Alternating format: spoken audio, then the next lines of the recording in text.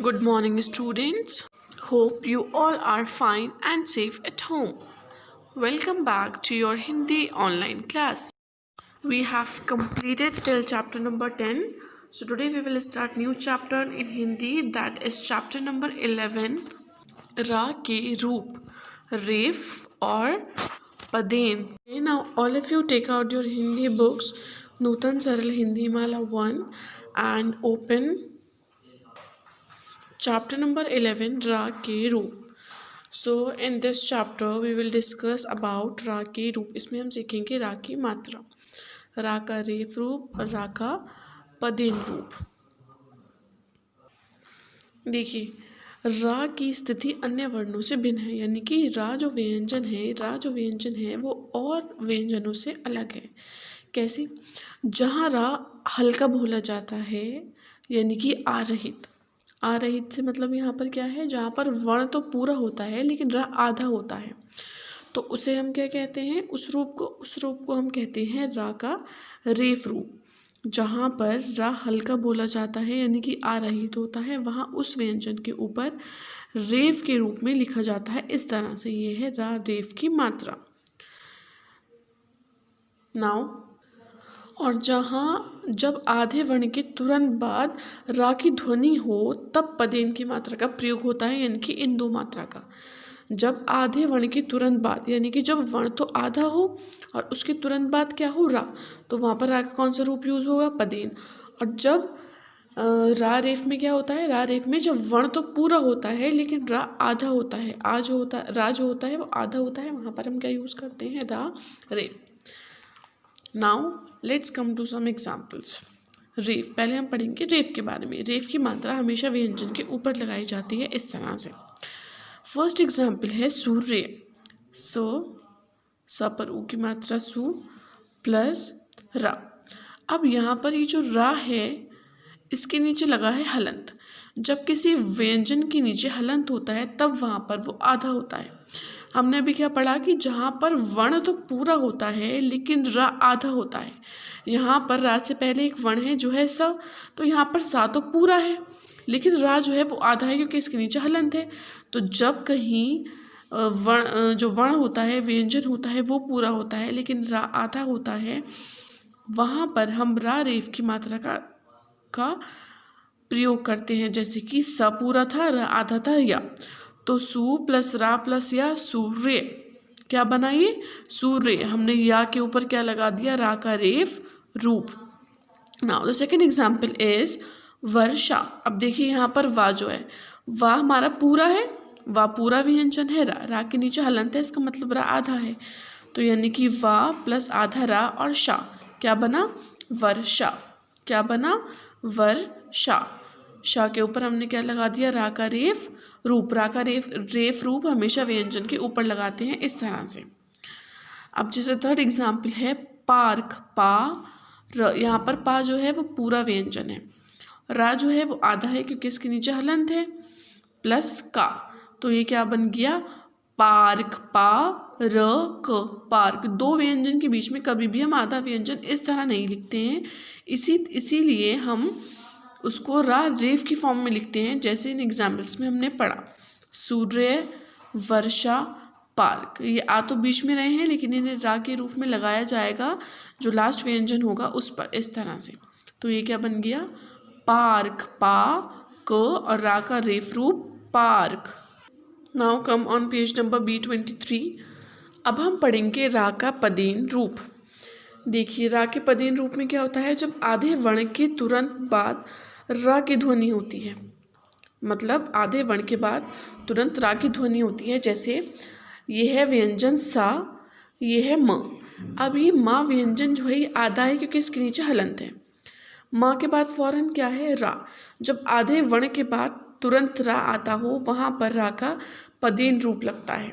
तो यहाँ पर आधे माँ के बाद तुरंत रा है और फिर टा है, तो ये क्या बन गया, सम्राट. स म रा ट, सम्राट. माँ आधा है, माँ के बाद तुरंत व्यंजन रा है, रा आ रहा है, इसलिए हमने इसमें रा का पदेन रूप इस्तेमाल किया है. अब देखिए यहाँ पर जो रा का पदेन रूप है वो भी दो तरह के हैं. एक है आपकी स्मॉल स्लैंटिंग लाइन कुछ इस तरह से, और एक है आपका अपोजिट वी, लाइक दिस। देखिए, हिंदी वर्णमाला में दो तरह के व्यंजन होते हैं। एक होते हैं खड़ी पाई वाले व्यंजन, जैसे कि क, ख, ग, घ। तो जो खड़ी पाई वाले व्यंजन है, यानी कि जिसमें खड़ी पाई से मतलब है जिसमें ऐसे वन स्टैंडिंग लाइन हो या जिसमें डंडा हो, जैसे कि धा है, क है, गा है, तो इन सब में ही डंडा है, इन सब में ही क्या है, पाई है। तो जो खड़ी पाई वाले व्यंजन होते हैं उसमें हम पदेन का ये रूप लगाते हैं, जैसे कि का और पदेन का, रा का पदेन रूप, खा और रा का पदेन रूप, गा और रा का पदेन रूप, घा और रा का पदेन रूप। हमने इन सभी में पदेन का ये वाला फॉर्म क्यों यूज़ करा, क्योंकि ये सभी व्यंजन खड़ी पाई के व्यंजन हैं। पाई रहित व्यंजन यानी कि जो जिन व्यंजन में पाई नहीं होती है, जो खड़े नहीं होते, जो नीचे से घुमावदार व्यंजन होते हैं, उसमें हम पदेन का ये वाला जो सिंबल होता है वो यूज़ करते हैं, जैसे कि छा, ट, ड, ढ, ढ। ये सभी जो हैं वो कौन से व्यंजन हैं, घुमावदार व्यंजन है, इसलिए हम इन सभी के नीचे रा के पदेन ये वाला यूज़ करेंगे, ऐसे करके, जैसे कि ट और रा का पदेन रूप ट्रा और का, ट्रक। अब ऐसे कि जैसे ये है ड, तो ड पर रा का पदेन रूप, ये वाला हमने पदेन रूप क्यों यूज़ करा, दो पदेन रूप हैं, एक है आपका ये वाला और एक है आपका ये वाला। ये वाला आप कब यूज़ करेंगे, जब आपके खड़ी पाई वाले व्यंजन होंगे, जैसे कि क, ख, ग, घ।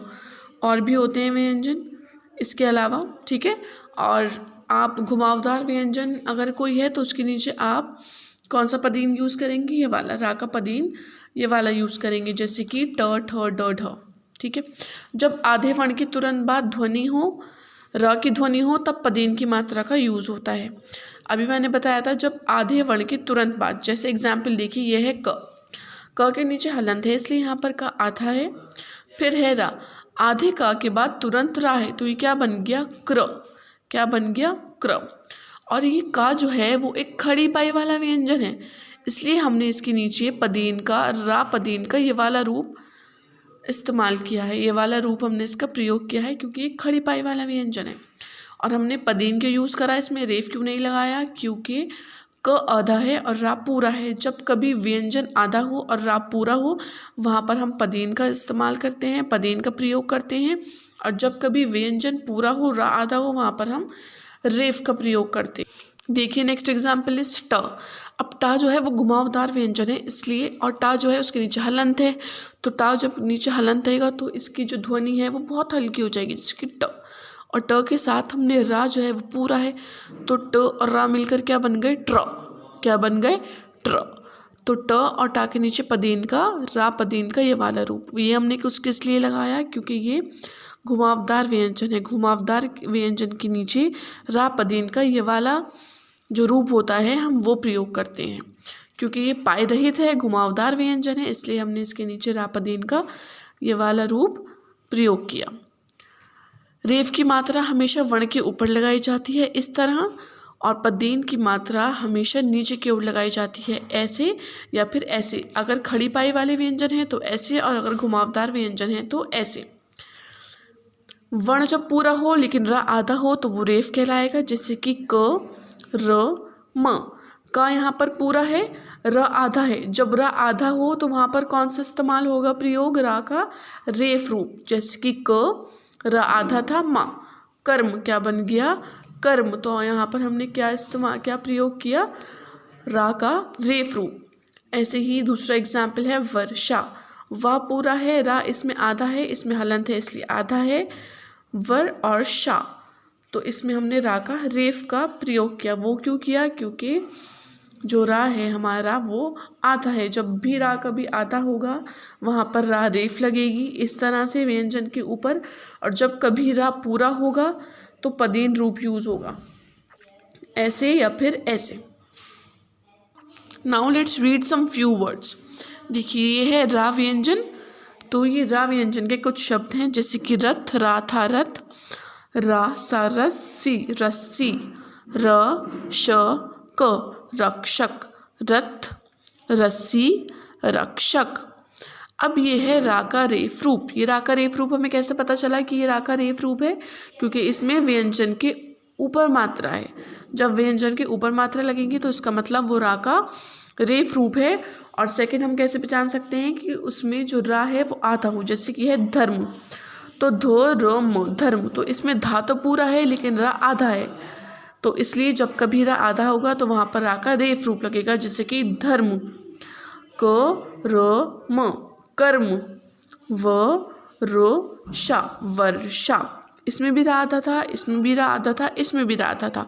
जब किसी वर्ड में, किसी शब्द में रा आधा होगा, रा के नीचे हलंत होगा, तो इसका मतलब वो रा का रेफ रूप है।